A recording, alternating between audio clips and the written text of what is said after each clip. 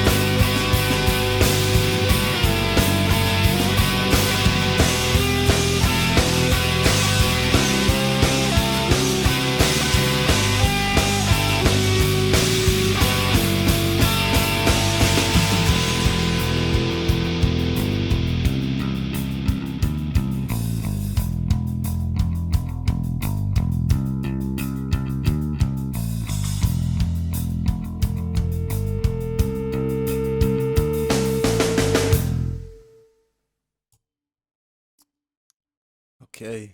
Linger's another one I saw pop up in my comments a few times now. Oh, there we go right here. So we saw okay, hold on. This song right here, man, this is one that gives me those goosebumps. This is one of those songs that gave me chills. And you know, I don't even know where I want to start with this one. I guess so I was seeing a lot of like I saw okay, was that the Scottish flag, that blue one there? And then I think that's Irish flag, and I think I saw like IRA, and I think I saw like the England flag as well in there. But so I don't know too much of the history.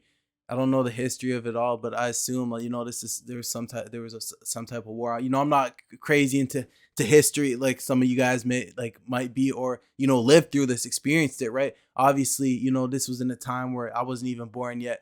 And I know it doesn't hurt to go back and do research. And I'm honestly, after I finish up this reaction, I'm gonna go take a look at this for myself. But I want you guys to kind of explain to me what was going on here. But obviously, you see these kids, you see a lot of violence, you see guns, you see soldiers. So that leads to the point of, it looks like there was some type of war going on. I think at the end here, kid had, was a victim of it, right? He looks like he got shot and killed or whatnot.